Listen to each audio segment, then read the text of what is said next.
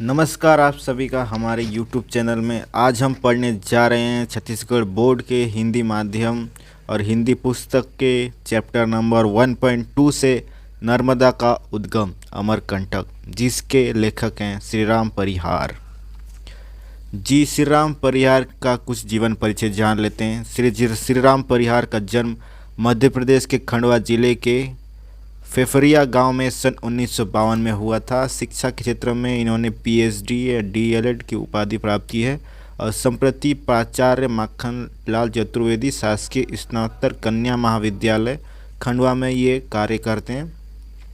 राष्ट्रीय हिंदी सेवी सहस्राब्दी सम्मान, सार सर्वोच्च सम्मान, हिमालय कला एवं साहित्य इत्यादि अनेक सम्मान से इनको सम्मानित किया गया है। इनकी कुछ कृतियाँ इस प्रकार से हैं। आँच अलाव की, अंधेरे में उम्मीद, धूप का अवसाद, बजे तो वंशी और बहुत सारे। देख लीजिए।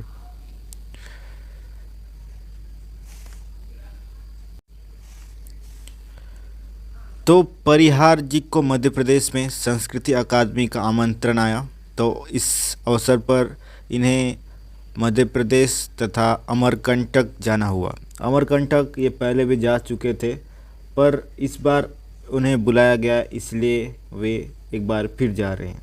ठीक है, पर इस बार वो बरसात के मौसम में जा रहे हैं। इस कारण से वह उस मार्ग का आनंद ले रहे हैं जिस मार्ग से वह जा रहे हैं। वहाँ पे बूंद बूंद भरा भरा हुआ जंगल उनको दिखाई दे रहा है। आपको भी लगता ही होगा, आपको पता ही है कि जंगल अक्सर बरसात में बड़ा सुंदर दिखाई देता है। और अमरकंटक के विंध्याचल पर्वत तथा सतपुड़ा की पहाड़ी उसमें और तार चांद लगा देती हैं। ठीक है, और यह पर्वत से नर्मदा निकलती है। विंध्याचल पर्वत और सतपुड़ा की पहाड़ियों के बीच से नर्मदा जो है वो बड़ी खूबसूरत तरीके से निकलती है। ठीक है, अमरकंटक के पूर्वी तरफ से पेंड्रा रोड में यह दृश्य दिखता है जब दोनों के पर्वत के बीच से नदी निकलती है। आसपास के जो नदी हैं वह पूरे एरिया को पानी से रंग रहा है। यह जो नदी है पूरे एरिया को पानी से भरकर रंग देता है। और परिहार जी आगे कहते हैं कि वे बड़े आड़ी और तिरछी जगह से वे यहाँ पर पहुँचते हैं अमरकंटक। और अमरकंटक पहुँचने के बाद बरसात रुक जाती है। ठीक है, जब बरसात रुक जाती है तो वे एक पतली सी नदी को पार करते हैं और जहाँ पर लिखा होता है बोर्ड में नर्मदा, और वो चौंक जाते हैं कि इतनी पतली सी नदी का नाम नर्मदा कैसे हो सकता है, क्योंकि नर्मदा नदी जिस जगह पे वे उद्गम हो रही है उस जगह पर बड़ी पतली सी है। ठीक है, आगे जाने के बाद परिहार को अमरकंटक का दूसरा रूप दिखता है। ठीक है, अमरकंटक का दूसरा रूप सामने आता है और जहाँ पर कुछ मकान हैं, मंदिर हैं, संतों का आश्रम है, कार्यालय है, कुछ जैन मंदिर हैं जो अभी बन रहे हैं या फिर बनने की अवस्था में हैं, और जन है, जीवन है। टोकनियों में जामुन लेकर आदिवासी महिलाएं बैठी हैं, आम के ढेर हैं। और परिहार जी कहते हैं कि यहाँ आम बाज़ार की तरह तो सारे दुकान हैं, पर अजीब सी शांति भी है।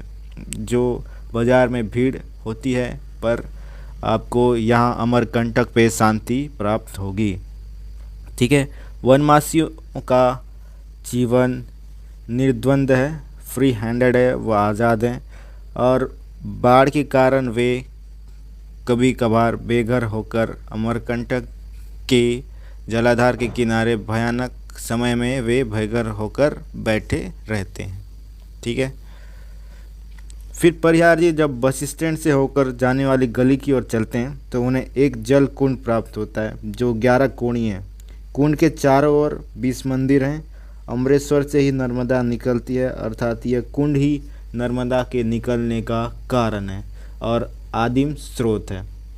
और फिर यह ज़मीन से होकर 5 से 6 किलोमीटर के बाद दूर में पश्चिम में कपिलधारा में प्रकट हो जाती है। ठीक है, यहाँ से रेवा समुद्र पश्चिम की ओर बहती जाती है। ठीक है, उसके गति में ताप है, रेवा के गति में ताप है, पर स्वभाव में शीतलता हमेशा होती है। ठीक है, फिर एक लोग कथा का वर्णन किया है परिहार जी, लोक कथा का वर्णन करते हैं आगे जाकर। तो लोक कथा का इस प्रकार वर्णन है कि नर्मदा की एक दोस्त थी जूहिला, जिसने सारा चीज़ गड़बड़ कर दिया था उनके बीच। नर्मदा ने जूहिला को अपना संदेश वाहक बनाकर अपना बॉयफ्रेंड या फिर जिससे वो प्रेम करती थी, संदेश वाहक बनाकर सोनभद्र के पास भेज देती है। पर जूहिला ही सोनभद्र के प्यार में पड़ जाती है। आपने एक पिक्चर देखा होगा बॉडीगार्ड सलमान जी की, जहाँ पर करीना कपूर की दोस्त थी सलमान खान से प्यार में पड़ जाती है और अपना शादी कर लेती है। उसी प्रकार से यहाँ भी नर्मदा की दोस्त जो है जूहिला, वो सोनभद्र के प्यार में पागल हो जाती है और नर्मदा का रूप लेकर सोनभद्र को प्राप्त कर लेती है। यह खबर सुनते ही नर्मदा बड़े गुस्सा हो जाती है और पश्चिम की ओर बड़ी तेज से बहने लगती है। और वह इतने तेज से बहती है कि ना चट्टानों को मानती है और ना पहाड़ों को। वे चट्टानों को तोड़ती, पहाड़ों को चीरती चली जाती है और पीछे मुड़कर कभी नहीं देखती। पर जब सोन को भी ये पता चलता है कि उसके साथ धोखा हुआ है, तो वह भी पूर्व की ओर अपने व्याग में, जिस वेग में मुग्ध, जिसे निराश कहते हैं, निराश होकर पूर्व की ओर चलता है। तो बाद में जूहिला कुछ दूर जाकर ही सोन को बना लेती है। सोन भी कब तक गुस्सा होता और उसमें जूहिला जो है सोन में समा जाती है। इस तरह नर्मदा और सोन विपरीत दिशा में बहने लगते हैं। ठीक है, आगे माई की बगिया, आगे जो है वो माई की बगिया है और जहाँ पर कहते हैं परियार जी की माई की बगिया मिलती है और ऋषि मार्कंडेय की भूमि है और नर्मदा की यह खेलने का स्थान था। ठीक है, तब फिर सोन और जूहिला का जब विवाह का आमंत्रण होता है, विवाह का पता चलता है नर्मदा को, तो और नर्मदा बहुत गुस्सा हो जाती है और ज़मीन में समा जाती है। ठीक है, और वहीं से भूमिगत होकर कपिल धारा के पास निकल जाती है और अमरकंटक कपिल धारा के बाद निकलने के बाद यह दिखाई पड़ता है और नर्मदा को अमरकंटक ने अपनी गोद से निकाला है। इसलिए कहा जा सकता है कि अमरकंटक ने नर्मदा को जन्म देकर भूमि को, हमारे इस धरती को, हमारे इस देश को धन्य कर दिया है। ठीक है, परिहार के गांव वाले उन्हें कहते हैं कि नर्मदा बांस से बने भीड़े से निकलती है, पर वह यहाँ आकर यह नहीं पाते। उन्हें लगता है कि कहीं यह सीमेंट और आधुनिकता के कारण तो नहीं हुआ हो, जहाँ अब बांस नहीं है।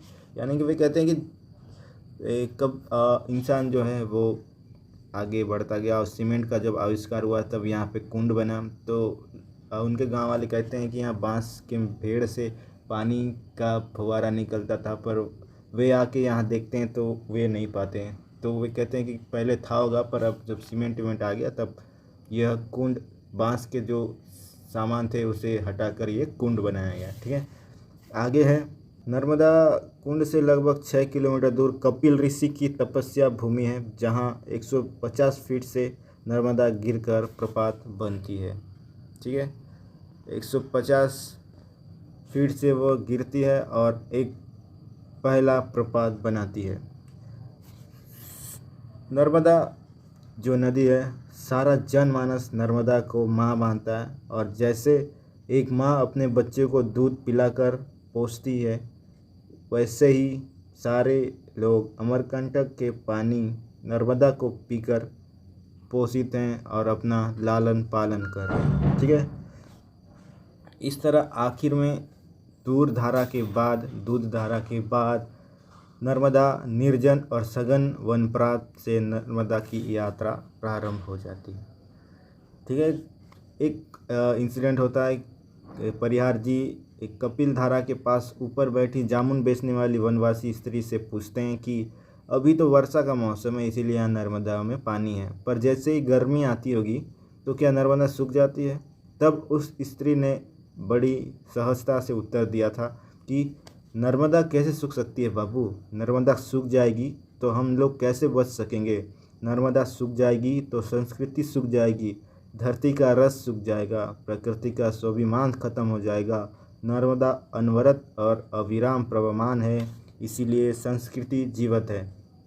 मनुष्य गतिमय है, लेकिन कपिल धारा के पास आकाश मार्ग से तार पर लटक लटक कर ट्रॉलियों में अमरकंटक से खनिज एल्युमिनियम बालकों को चाह रहा है, अमरकंटक को खोखला किया जा रहा है। अर्थात आजकल की जो फैक्ट्रियां हैं वो पूरे हमारे प्राकृतिक को ख़राब करने में लगी हुई है। तो अमरकंटक के पास भी एक खनिज का एक फैक्ट्री है जहाँ से एल्युमिनियम बालकों को निकाला जा रहा है और अमरकंटक को खोखला कर दिया जा रहा है। ठीक है। फिर अमरकंटक की नर्मदा का यह क्षेत्र देवों और मनुष्य, मिथों, लोक कथाओं, ऋषियों और वर्तमान के रचनाओं को अपने संदर्भ में समाये हुए हैं। कालिदास इसे आम्रकूट कहता है। किस समय में कहा जाता है कि यह सारा जो जगह है वहाँ पर आम के जो वृक्ष हैं बहुत पाए जाते थे, पर अभी देखने पर आम के वृक्ष नहीं मिलते हैं। पर कुछ जगह पर हैं जहाँ पे थोड़ी बहुत आम के जो घने आम के वृक्ष हैं वो थोड़े बहुत बचे हुए हैं। तो हम कह सकते हैं कि यह आम्रकूट ही था होगा। ठीक है। उसके बाद वे कहते हैं कि एकदम घना घना धुआं सा तैरने लगा था उनके पास, क्योंकि शाम हो चुकी थी। वे अपने सराहें जहाँ पे वे रह रहे हैं वहाँ पे पहुँच चुके थे। तो शाम के समय बादल जो है उनके पास आ चुकी थी। वे आगे कहते हैं कि वे बादल को पकड़ पा रहे थे पर छू नहीं पा रहे थे पर पकड़ नहीं पा रहे थे, ऐसे कुछ मतलब। वे कहते हैं कि घनश्याम हमारे पास थे लेकिन पकड़ से बाहर थे। अर्थात जैसे आप हवा को हम देख लेते हैं, अच्छा हवा को हम देख नहीं पाते, हवा को हम महसूस कर लेते हैं पर देख नहीं पाते, उसी प्रकार से घनश्याम कहते हैं, वे कहते हैं कि घनश्याम को हम देख रहे थे, हमारे पास है लेकिन पकड़ से बाहर थे। घनश्याम कहाँ, कब, किसकी पकड़ में सहज पाए हैं, वे प्रश्नवाचक चिन्ह के साथ प्रश्न करते हैं। सुबह होते ही मौसम साफ हो गया था। अमरकंटक स्नान कर निसर्ग की सभ्यता में नीरस सा खड़ा था। उसकी अंजूरी का जल नर्मदा बनकर बह रहा था। तो इस तरह से अमरकंटक का एक शानदार तरीके से वर्णन परिहार जी ने किया है। और इस पाठ से आपको बहुत सारे चीज़ अमरकंटक के बारे में पता चलेगा। और अगर आपको रुचि हो तो कभी ना कभी अमरकंटक ज़रूर जाइएगा, जिससे आपको इस दृश्य का आनंद अपने आँखों से देखने को मिलेगा। तो ठीक है, तब तक के लिए हमें दीजिए अलविदा। मिलते हैं अगले वीडियो पर। धन्यवाद।